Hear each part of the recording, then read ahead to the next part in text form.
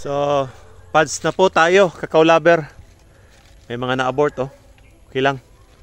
Ito, collect tayo natin. So, update natin sa ating farm. So, walang bulok.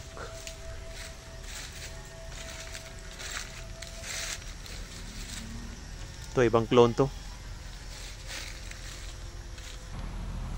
Oh, lagi tayong nagso-soil condition.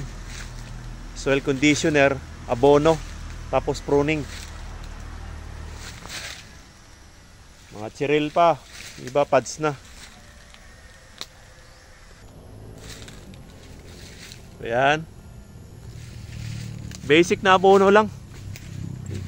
Pero gumamit ako ng Yara, Unique 16, potas, urea, yung pa rin tinuturo natin.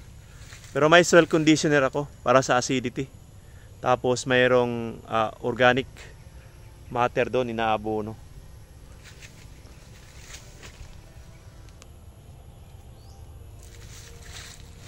Ito maganda rin, oh.